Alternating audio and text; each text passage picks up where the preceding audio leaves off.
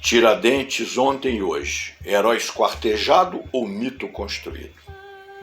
O Brasil, país satélite, 27 milhões de pessoas na miséria, passando fome, instituições falidas, estado de exceção, 360 mil mortos pela Covid, recorde mundial, lembra agora Tiradentes em feriado nacional. O alferes Joaquim José da Silva Xavier, enforcado e esquartejado aos 46 anos, em 21 de abril de 1792, Rio de Janeiro, acusado de conspiração contra a coroa portuguesa. Verdade ou mentira? Pelos retratos e analogia, somos levados a outro personagem, Jesus, crucificado há mais de 2000 anos e também torturado e acusado de conspiração contra o Império Romano. Tiradentes, 1966, escolhido como patrono da República, ao invés de Deodoro Constão Frei Caneca. Patrono por decreto de 1966 do general Castelo Branco, ditadura militar. Por outro decreto foi oficializada a imagem dele, para uso em estátuas, retratos, etc., com barba, ar tranquilo, não de espanto, simpatia, lembrando Jesus. Em contraste com aquela exigida dos militares e a que tinha ao ser enforcado, barba raspada e cabeça escanhoada sem pelos. 3 personagens diferentes de séculos. Jesus, mais de 2000 anos. Tiradentes, 1789. MRT, movimento com o nome de Tiradentes, década 70. De outro lado, 3 impérios, o romano, o português e inglês e o americano aliados. Que lições deixaram Tiradentes e os inconfidentes? Algumas ou nenhuma. Inconfidência significa abuso de segredo, indiscrição, delação mesmo. E quem compunha aquele grupo? 2 séculos depois, porque um alferes, tido como louco por uns, ignorante para outros, despeitado para terceiros, embora atuante propagandista, teria seu nome também fixado na história por movimento subversivo intitulado Movimento Revolucionário Tiradentes. De outro lado, porque ele, Tiradentes, escolhido como patrono da República por militares aliados ao Império Americano, os mesmos que reprimiram e destruíram o citado MRT. Um Tiradentes falseado, ambíguo, revolucionário em discurso antes da prisão, religioso depois, e sem sangue nas mãos, militar e civil, do povo junto das elites, de farda e bata religiosa. Ele integraria a conveniente ambiguidade lembrada por José Murilo de Carvalho, uma duplicidade que melhor serviria às elites, aos que decidem e mandam e manipulam ainda hoje regimes e instituições. A repressão de Jesus a Tiradentes em 1789 e ao MRT e grupos similares décadas 70 sempre envolveu torturas e esquartejamentos, inclusive do próprio Tiradentes. E se num houve Judas, em outros Silvérios dos Reis. No terceiro, Cabos Anselmos, quase igual na essência o povo. O mesmo, simples, ignorante, desorganizado, empobrecido, quase alheio a tudo, embora com diferença temporal de séculos.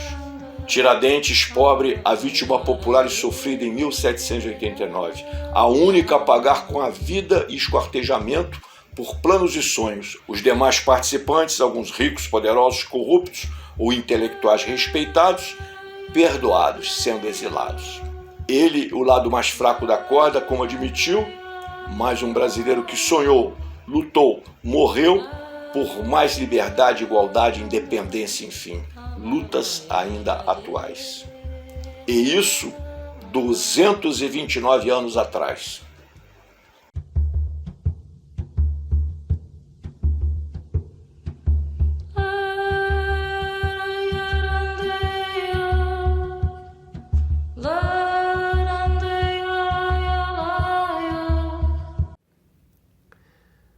Bom, então podemos entender que o principal argumento da Conjuração Mineira era a derrama, a cobrança da derrama desse imposto que recaía sobre toda a população. E esse seria, então, o grande motivo para os conspiradores mobilizarem a população e tentar estabelecer uma república na região das Minas. O problema é que esse movimento é traído por Joaquim Silvério dos Reis em troca de anistia de impostos. Mas o que caracteriza esse movimento é ser um movimento anticolonial. O objetivo dele era romper os laços com Portugal. E apesar de ter uma parcela da pequena burguesia, apesar de ter alguns componentes um pouco mais populares nessa conspiração, como, por exemplo, o Tiradentes, que não era uma pessoa com posses, ele tinha um escravo, tinha uma casa, e era uma pessoa que vivia tentando, obviamente, vencer na vida, né? Como a gente costuma dizer. E por ser um movimento anticolonial, ele, apesar de ter esses componentes sociais, ele ideologicamente era um movimento cuja visão de mundo predominante era a visão de mundo da classe economicamente dominante. E um grande exemplo disso é que os conjurados, eles não questionavam a escravidão. E também não estavam preocupados em estender, pelo menos no primeiro momento, não estavam preocupados em estender a República a todo o território colonial, mas a região das Minas, e mantinha-se a escravidão, mantinha-se a grande propriedade, ou seja, quando se fala na República, se fala numa República, nas igualdades da República, inspirado, inclusive, no movimento dos Estados Unidos, mas essa igualdade não era efetivamente para todos. Era, sim, para aqueles que tinham posses. Ele não se constituiu em um movimento revolucionário que objetivava romper com a visão de mundo estabelecida. Portanto, não se ataca a questão da escravidão. Então, pensar em Tiradentes como esse ícone de herói nacional, você tem, de certa forma, um herói morno, não é? Ele é um herói, sem dúvida, mas não é um herói de pensamento estruturado de vanguarda, sinalizador para os novos e os futuros tempos do Brasil, se colocando talvez numa necessidade de resistir aos processos políticos conservadores num sentido de emergência, já que o movimento mineiro de 1789 era um movimento de desagravo ao processo de exploração aos beneficiários do processo produtivo em Minas Gerais. Não eram aos explorados de classe, mas era exatamente contraditório às camadas dominantes do processo de mineração, que estavam vendo esvair-se seus resultados, seus lucros, pelos seus negócios, pelo governo federal, pelo governo central do Brasil, pelo império, não é? Então se colocaram contra. Como hoje em dia também você vai ver alguns empresários pressionando para que não tenham impostos. E talvez até você vendo a cobrança em 1964 no Brasil, quando João Goulart regulamenta as questões de encaminhar os lucros para o estrangeiro, é um golpe desencadeado contra o governo do João Goulart, não é? O governo de João Goulart, aqui pelo Império Norte-Americano, articulado pelos grandes monopólios. Então, há de se observar estas questões com uma certa cautela, até porque as pessoas dizem, por que o povo brasileiro não exige, não se coloca contra, não é um povo firme nas suas reivindicações, porque não confronta com os interesses maiores dos poderes existentes. Talvez até por essa questão tranquila. Nós não temos um herói nacional de característica revolucionária, como foi Simão Bolívar, como Cuba, você há de encontrar, não é? Várias questões se colocam frente a essa problemática. E nós, para modernizarmos a questão de Tiradentes, da figura de Tiradentes, temos que caracterizar que ele foi um herói, sim, mas não grandemente substantivo na maneira do pensar e do sinalizar para as gerações futuras. E existem correntes a favor e contra a figura de Tiradentes. Os a favor acham que ele é um herói republicano, um sofredor, uma vítima, etc. E os contra consideram que era um falastrão, um personagem sem grande substância, sem ideologia alguma, um oportunista, e que era o vulto, talvez, um dos menores ou menor da Inconfidência. Tiradentes já nos mostra algo sobre ele. Ele era um dentista prático, de boa qualidade, que fazia inclusive dentes com ossos de animais. Também exerceu várias profissões, de minerador e outras, e era alferes, na época, né, das forças militares. Era um primeiro posto de um oficialato ali. Nessa Inconfidência mineira, vamos ver o que é Inconfidência. Inconfidência é uma indiscrição. Inconfidência, de algum modo, seria a revelação de uma indiscrição, até mesmo uma delação. Então, quando se fala nos inconfidentes, estamos falando em deslealdade, delação, pessoas que não mantiveram a discrição. Entender o que houve então é compreender também o contexto da época. Nós vivemos uma época em que Pombal tomava providências na tentativa de salvar a falência, a crise da coroa portuguesa. Havia também ali uma mudança, crescia o capitalismo, havia uma globalização já. Então, a escravidão já não propiciava no ouro aqueles lucros anteriores. Havia uma crise na produção de ouro no Brasil. E havia uma crise na Europa, em que eles precisavam justamente de mais ouro, Portugal precisava de mais ouro, para sustentar suas dívidas com a Inglaterra e uma série de compromissos.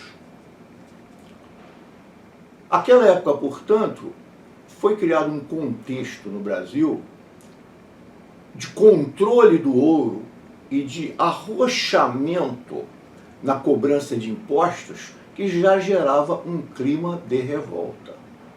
Então era um contexto propício a rebeliões e a revolta. Por exemplo, foi criada a Casa da Fundição, onde todo o ouro era obrigatoriamente fundido sob a supervisão da coroa. Ora, havia um grande contrabando de ouro. Inclusive, entre esses inconfidentes estavam contrabandistas ricos. Havia pessoas ricas. Em consequência disso, eles estavam revoltados porque aquilo coibia o contrabando de ouro, que era comum lá, porque eram peças pequenas e muito valiosas, muitas vezes.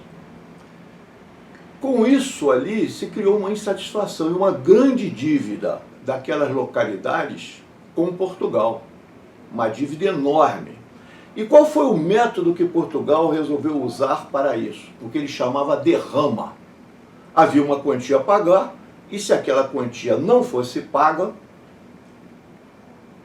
haveriam toda a região pagaria, seria obrigatória cobrir aquela quantia, o que significava mais impostos. Essa época é muito bem defendida por Caio Prado Júnior. Caio Prado Júnior diz o seguinte: cada pessoa, mineradora ou não da região, tinha que colaborar com alguma coisa. Criavam-se impostos especiais sobre o comércio, casas de negócios, escravos, trânsito pelas estradas, etc. Pode-se imaginar o que isso significava de violência e abusos. Toda a região entrava em polvorosa. A Força Armada se mobilizava, a população vivia sob terror, as casas particulares se violavam a qualquer hora do dia ou da noite, prisões se multiplicavam. Caminhando Jornal TV, suas análises independentes sobre política, história, cultura e muito mais. Todos os sábados, a partir das 13 horas, na TVC Rio. Ensinando, construindo e pensando o futuro. De Cecília Meirelles, do Silêncio do Alferes. Vou trabalhar para todos, diz a voz no alto da estrada, mas o eco anda tão longe e os homens que estavam perto não repercutiam nada. Bebamos, pois ao futuro, exclamara na pousada. Todos beberam com ele. Todos estavam de acordo. E agora não sabe nada. Levai bem pólvora e chumbo, diz a voz aos da boiada. Mas o rocílio passava, e os homens riam-se dela, sem lhe responderem nada. Quem se segue? Que me querem? Pergunta a voz espantada. Mas o traidor escondido e as sentinelas esquivas não lhe esclarecem mais nada. Já se afastam os amigos e já não tem mais amada. Leva uma dobla no bolso, leva uma estrela no sonho e uma tristeza sem nada.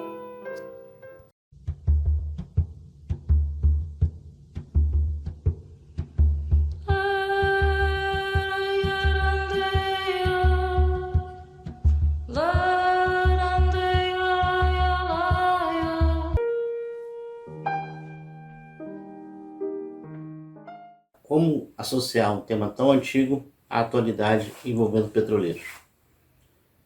E lembrei da questão dos impostos, que é o cerne da questão da Inconfidência. O quinto, que é 20% do que você arrecadaria de ouro, que tinha que ter uma meta de 1,5 toneladas por ano, a ser enviada à coroa portuguesa. Impostos no passado, impostos no presente. É o grande questionamento. Imposto para quem e por quê? Em que quantidade, em que dosagem deve ser praticado? E vivenciamos isso na Petrobras hoje com a questão do PPI, com a questão do preço de composição de preços do diesel, da gasolina, da nafta e todos os derivados, do gás de cozinha, da dona de casa. Na época era 20%. Nosso ICMS sobre os combustíveis está na casa de 23%, 25%. Depende de cada estado. Já temos impostos federais, temos a composição também do preço do posto de gasolina, do distribuidor, da composição do álcool, dos canavieiros que é colocado na gasolina, enfim. Se ele for bem aplicado no povo, junto ao povo, ótimo. E porque o povo determinou que ele fosse gasto.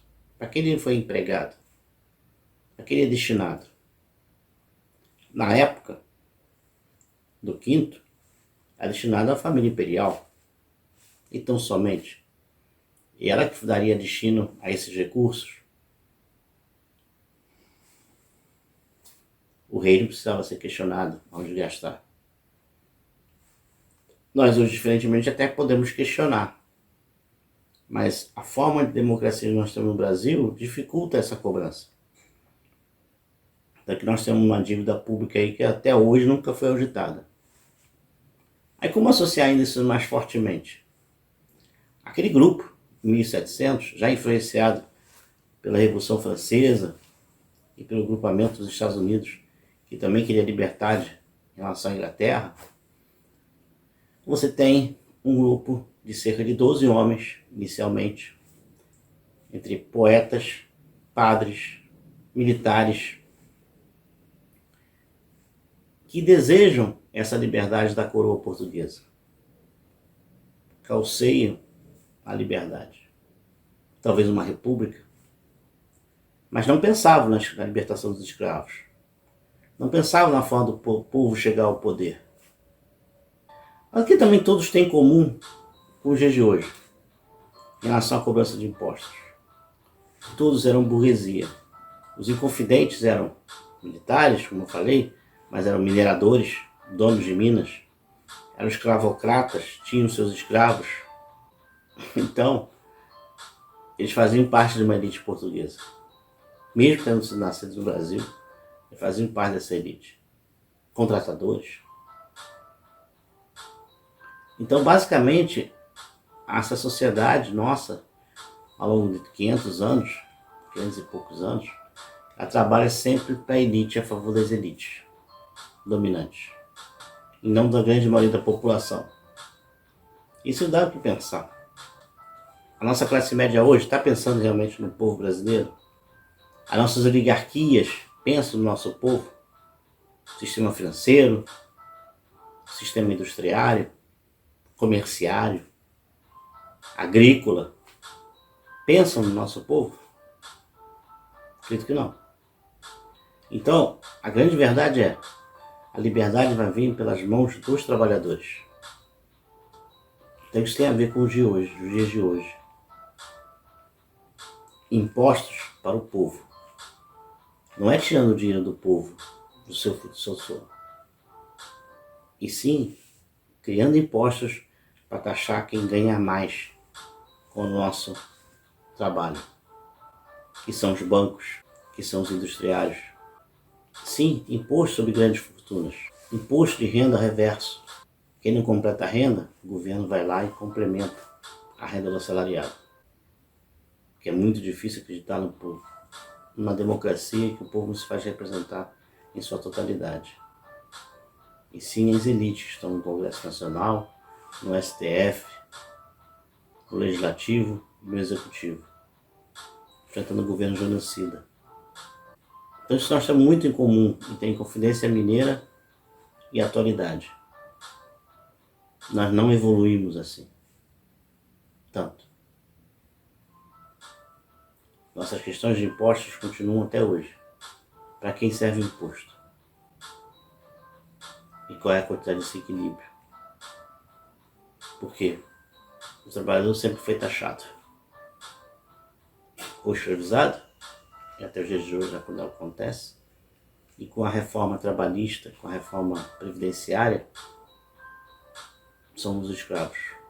Qualquer profissão hoje é escravo, perdendo direitos atrás de direitos. Então, o que fica dessa história é que nós temos que nos unir contra operários.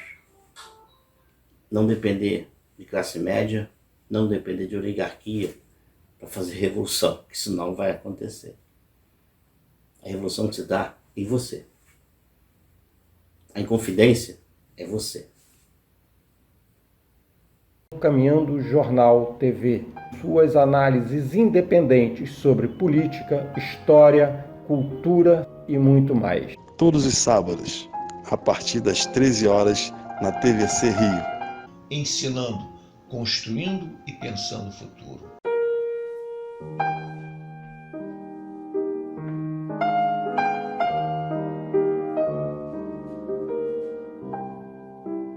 Fala rapaziada, Caminhando Jornal TV.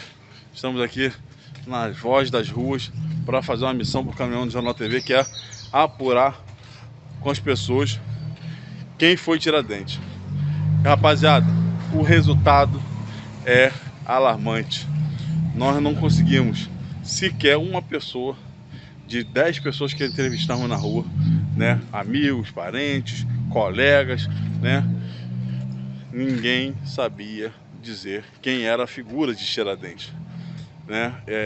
Isso vai refletir seriamente no nível, né, de ignorância que estamos imersos, né? Uma falta de conhecimento muito grande, né? E talvez não vou nem falar falta de conhecimento, de repente falta até de interesse de conhecer um pouco mais da história. Pelo menos da faixa de pessoas com quem eu conversei, nenhuma soube falar quem foi Tiradentes.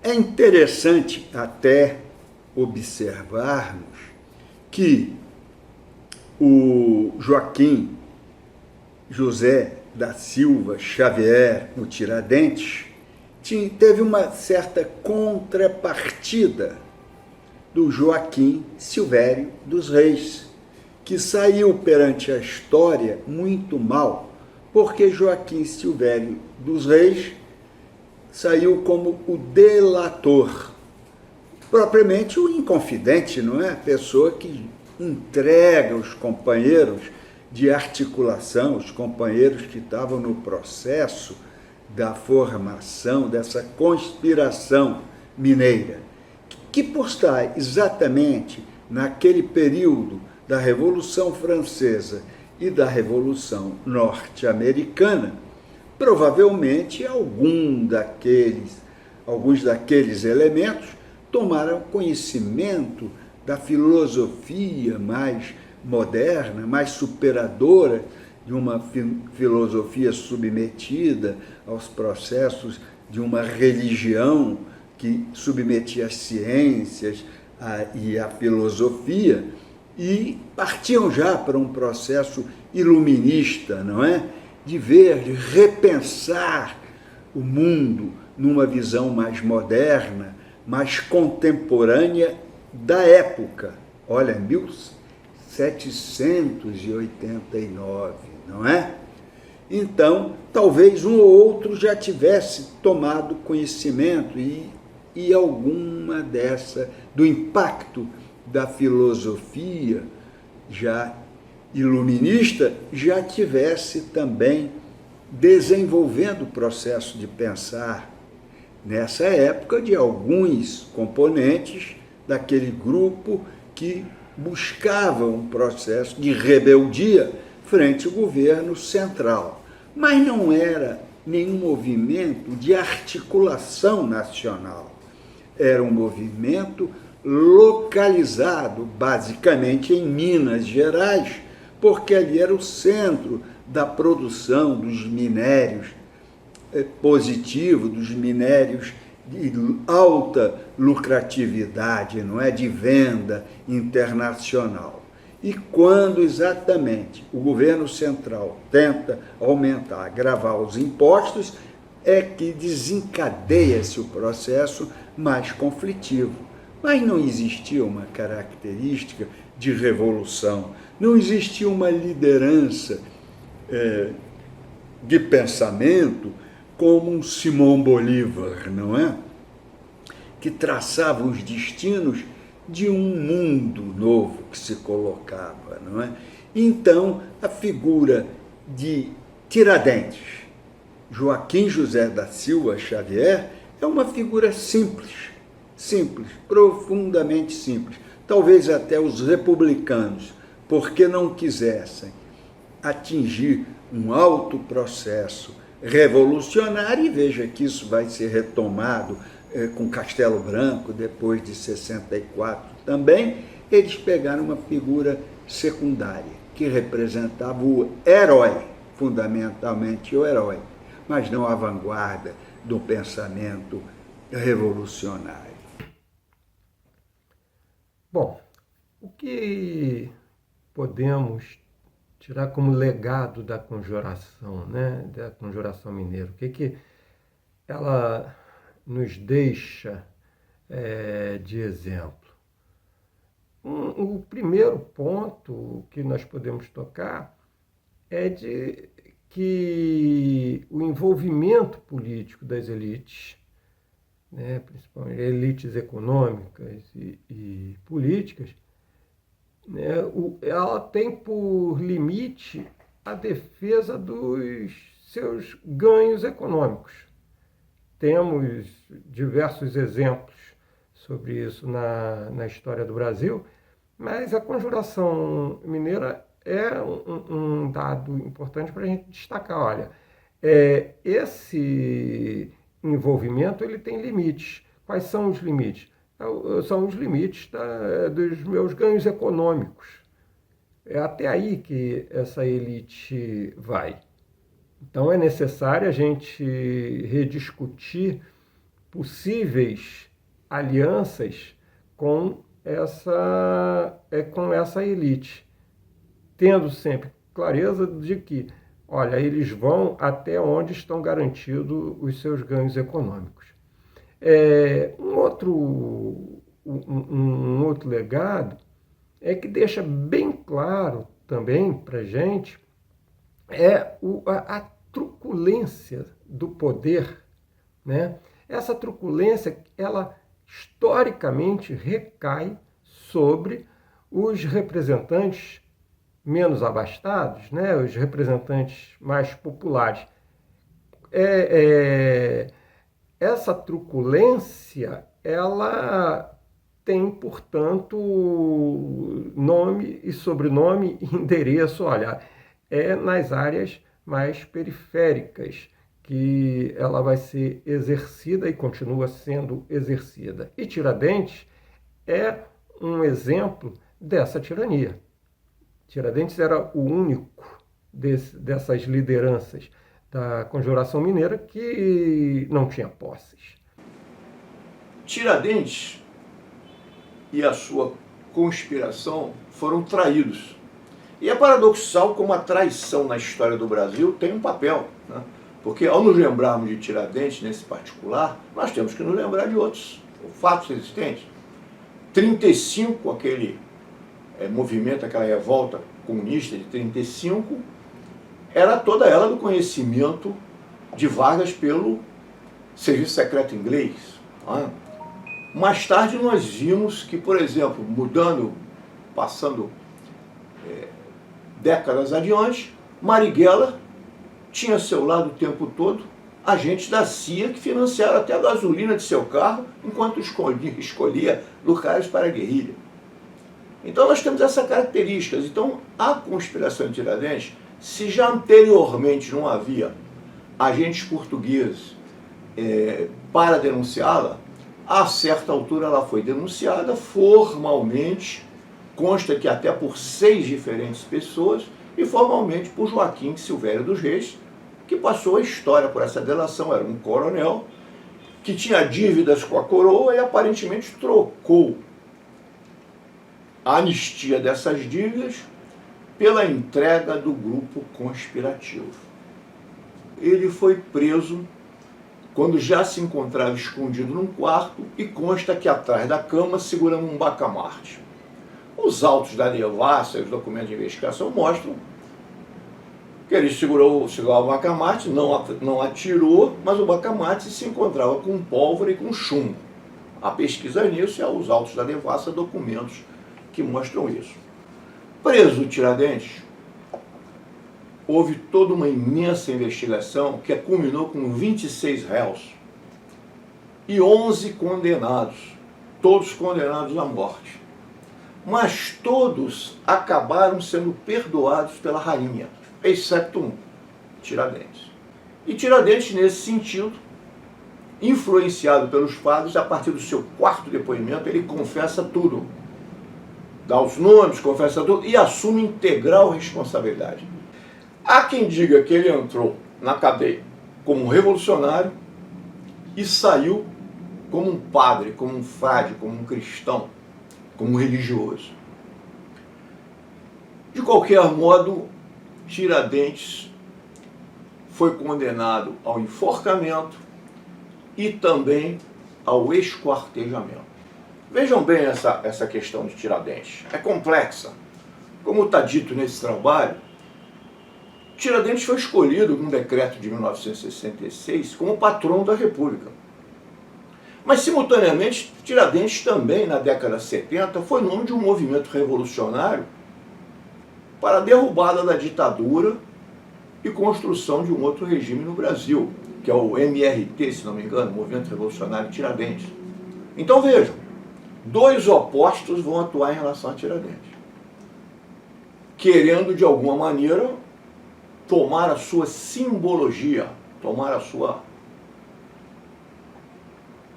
influência do seu nome, dos fatos históricos.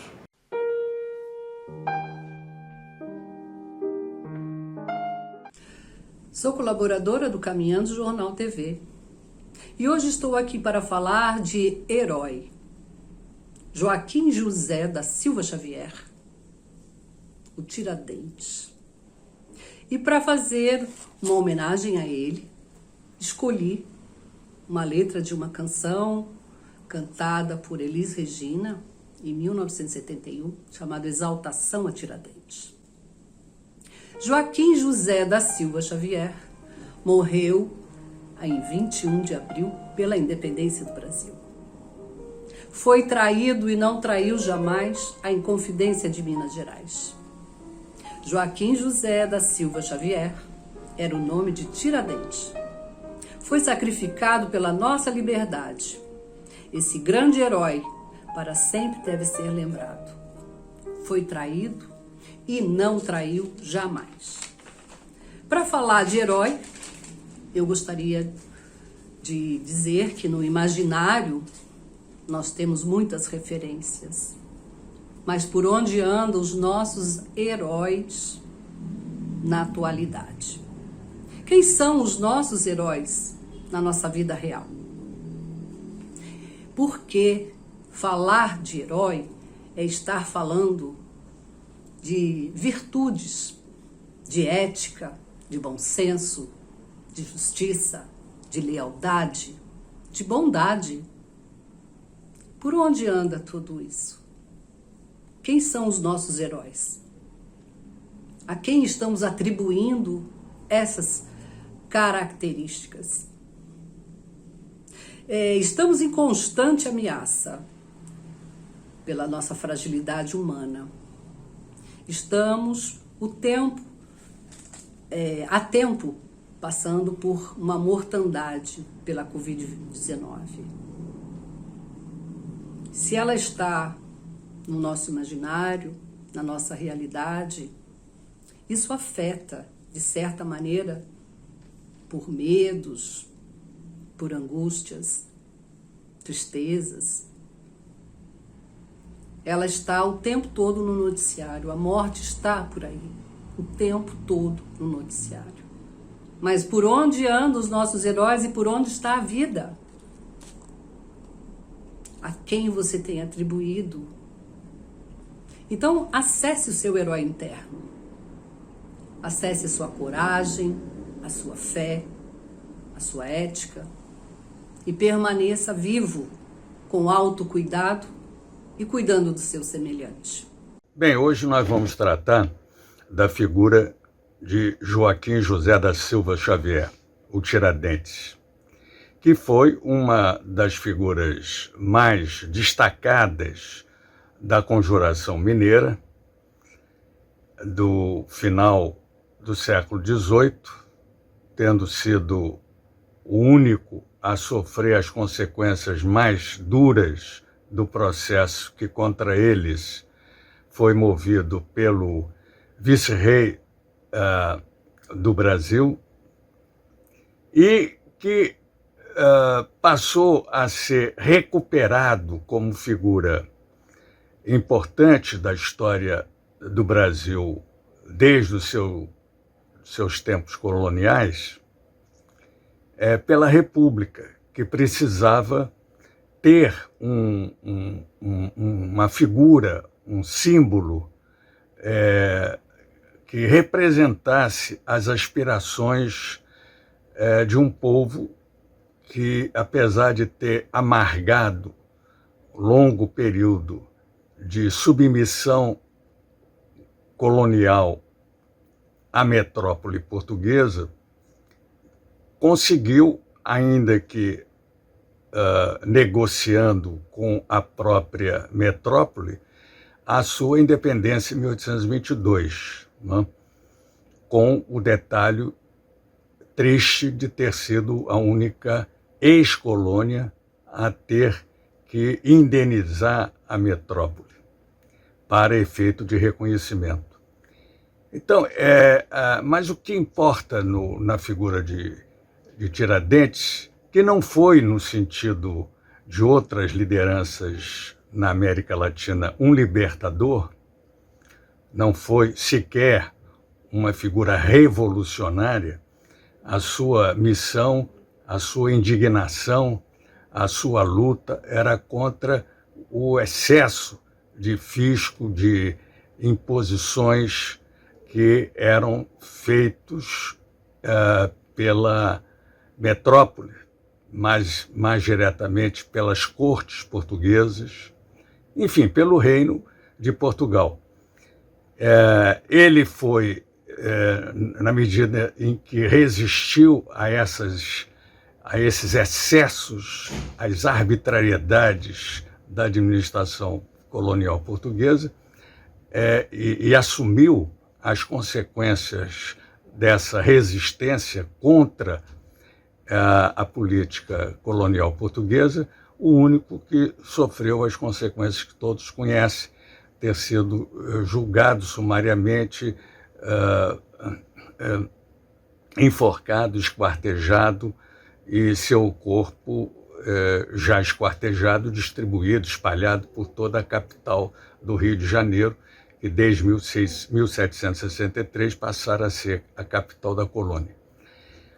Hoje, esse símbolo de resistência, né, ele está muito mais próximo do povo humilde, sofredor, das comunidades mais pobres e desassistidas do Brasil, do que das nossas elites dominantes.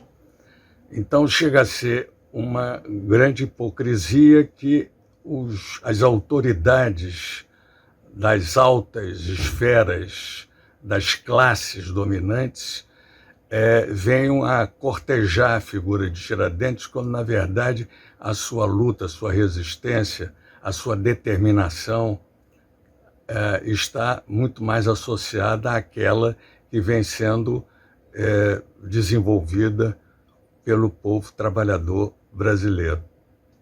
De modo que essa menção a Tiradentes não pode passar desapercebida, né?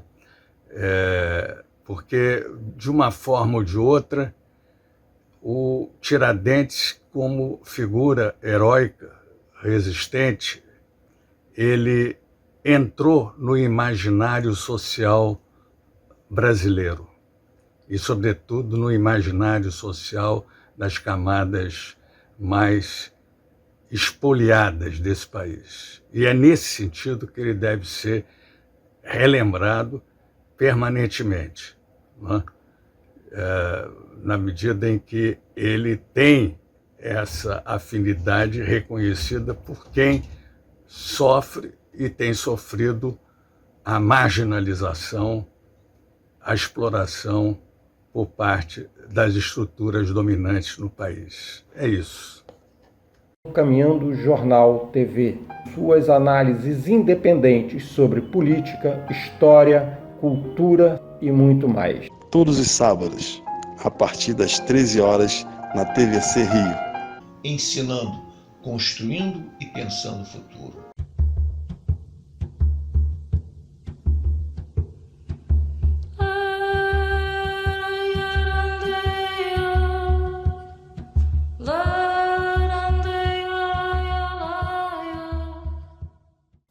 Bom, vamos discutir se Tiradentes foi um traidor ou não. O movimento do qual ele participou alguns denominam de Inconfidência Mineira.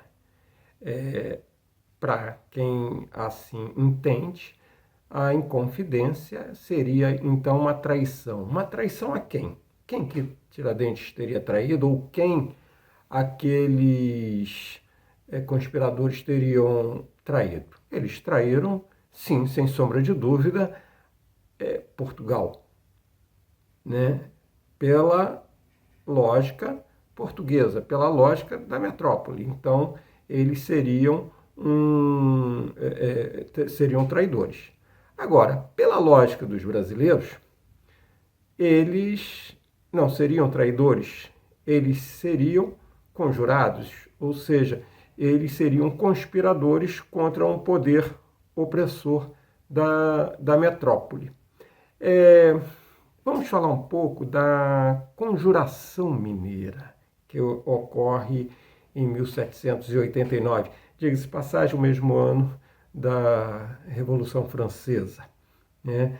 Ela tem como centro Vila Rica, né? Atual Ouro Preto. Ali se concentravam grande parte da elite econômica brasileira, de uma elite intelectual, e ali se cria todo um ambiente favorável, né, a uma efervescência cultural na colônia, né, que era, portanto, já o centro econômico do Império Português pela quantidade de ouro que ali era extraído. Diga-se de passagem que Portugal exigia que se repassasse para a metrópole 1,5 toneladas de ouro por ano.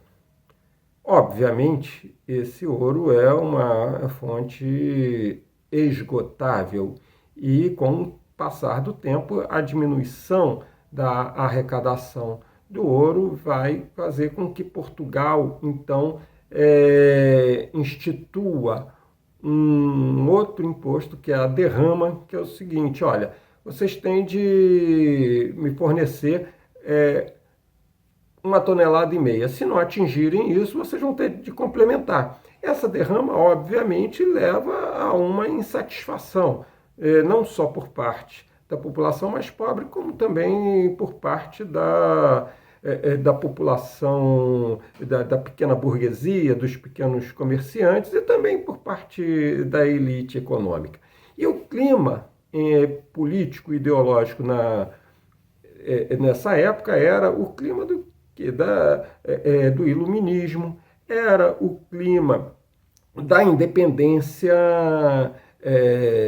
dos Estados Unidos, né, das 13 colônias, em 1776, e isso cria um ambiente favorável a se pensar: olha, se lá as 13 colônias conseguiram se separar de sua metrópole, aqui também é possível se separar a região mais rica da colônia portuguesa. Não todo o Brasil, mas eles estavam pensando na região das Minas Gerais. De outro lado, observem bem essa condenação terrível de Tiradentes ao esquartejamento. Colocaram seu corpo em pedaços, espetaram na frente do Palácio de Governo, em vários lugares da região, a perna aqui, um braço ali, etc. Apesar desse terrível espetáculo, a coroa portuguesa não inovou, pois os métodos usados pela coroa portuguesa na colonização do Brasil, em relação aos índios, negros, etc., eram os mesmos, principalmente em relação aos índios. A coroa portuguesa tomou, de séculos atrás, de Átila e outros, uma série de hábitos terríveis. Por exemplo, fazia esquartejamento pegando os braços do condenado por cavalos fogosos, e esses cavalos corriam para lados opostos, estraçalhando o corpo da pessoa num sacrifício terrível. Com os índios faziam o mesmo com canoas. Uma canoa puxava um braço para o lado, para o outro, esfacelando o corpo.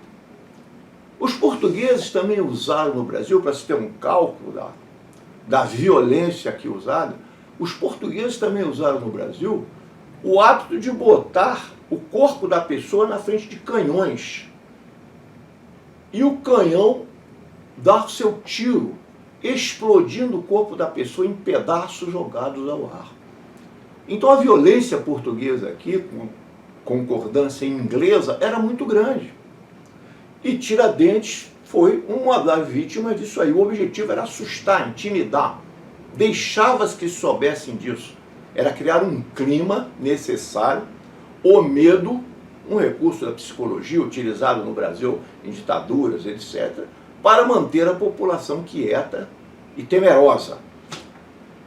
Vejam que é interessante essa questão do esquartejamento, porque ele foi usado também pela ditadura militar em 64, em 70, 70 e poucos.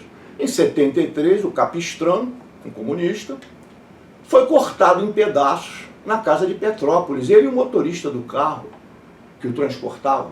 Ele não estava nem arma na mão. Foi cortado em pedaços, isso é um fato conhecido. Também naquela casa de Petrópolis, o livro A Casa da Vovó, do Marcelo Godoy, conta em detalhes, com provas insofismáveis, houve aí uma série de outros trucidamentos. Cortaram pessoas em pedaços, jogavam em rios e etc, etc.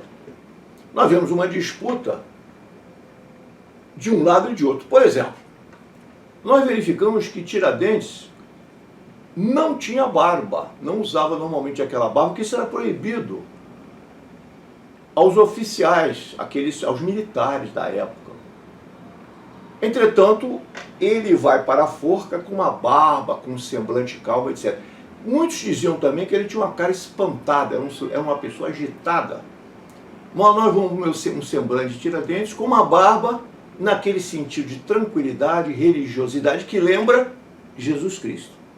Aí vem uma série de coisas, que ele beijou o pé do carrasco, e ao final da vida ele estava com terço religioso, e com orando, e assim por diante. Realmente, depois do seu terceiro depoimento, provavelmente através de torturas bárbaras, pressão de frades, etc., que tem aí um papel a igreja, Tiradentes tomou uma outra atitude e se colocou como uma espécie de Jesus Cristo, uma vítima. Ele era o autor de tudo, ele era culpado de tudo, ele assumia tudo, perdoando a todos, etc, etc. Então, historiadores como José Murilo de Carvalho, né, mencionam isso. José Murilo de Carvalho, A Formação das Almas, ele vai dizer, com razão, o seguinte, que após a morte dele, Tiradentes, de alguma maneira, continuou vivo. E foi fruto de uma disputa histórica. E ele diz, acabaram colocando um herói republicano ambíguo, multifacetado, esquartejado. Disputam-no várias correntes. Ele serve à direita, ao centro e à esquerda. Então, nós vemos a tortura contra Jesus Cristo, as pressões todas. E havia ali um colonial, havia ali um império romano. Depois nós vamos ver em relação a Portugal, havia um império português e inglês. E depois vamos ver na década de 70, já aliados do Império Americano. E todos usaram os mesmos recursos para coibir revoltas. Quais foram esses recursos?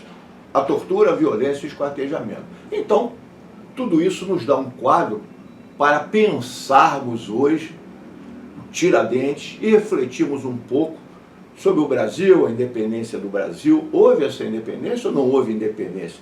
Porque depois, em 1822, foi um príncipe português, é uma coisa ridícula. E nós temos aí o nosso historiadores vários, José Honório Rodrigues e outros, vocês talvez tenham visto em outros programas, em que ele diz que, no caso brasileiro, foi o único que não houve uma real independência, uma real mudança estrutural nas lutas daquela época. Tudo permaneceu sem nenhuma mudança qualitativa e estrutural. Foi o único país da América Latina que, inclusive, acabou pagando por sua independência, o que o Honório Rodrigues chama de uma vergonha.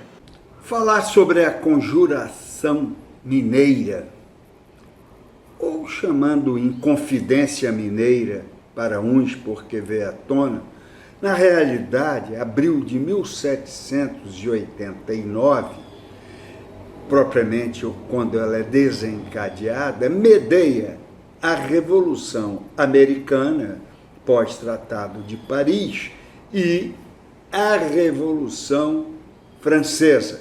A Revolução Norte-Americana precedente, a Revolução Francesa poscedente. Não é muito fácil se alinhar à realidade de um processo republicano, separatista, como foi colocado. Bom, partamos para esse aspecto. Era uma pretensão de Minas Gerais, um centro produtor de minérios positivos, não é, para a economia, quando o governo central do Brasil, a coroa brasileira, resolve gravar com impostos maiores a produção mineral, dos minérios e das pedras preciosas, enfim, de Minas Gerais. É uma revolução que não é, digamos, do processo de exploração do povo, mas ela se levanta, é um levante mais do que uma revolução daqueles aquinhoados beneficiários do processo da produção desses minérios. Então, há que se levar em conta esse aspecto preliminar. Não tem ali um processo muito forte. Para surgir o nome de Tiradentes, não é? Ele surge após a República, porque Tiradentes, naturalmente, Joaquim José da Silva Xavier, ele foi uma pessoa que se colocou junto com outras personalidades, e ele era um simples alferes, ele não era nenhum oficial da polícia, e tinham oficiais superiores, participantes e intelectuais, participantes desse levante. Dizem que pretendia se formar um Estado separado de Minas Gerais e talvez com uma saída para o mar pelo Rio de Janeiro. Isso não deu ponderável força, esse levante foi massacrado, não é? E preso vários desses componentes. Tomou um nome também de Inconfidência, não é? Que não é um nome muito adequado, porque um outro comentou, enfim, não é, preso. O Tiradentes, ele segurou as posições e assumiu. Deixaram esse lado muito parecido com Jesus, não é, o cabelo comprido, a barba, formando um ícone, mas na realidade ele, quando foi morto, esquartejado, distribuído as peças dele, ele na realidade estava de cabelo raspado e barba feita.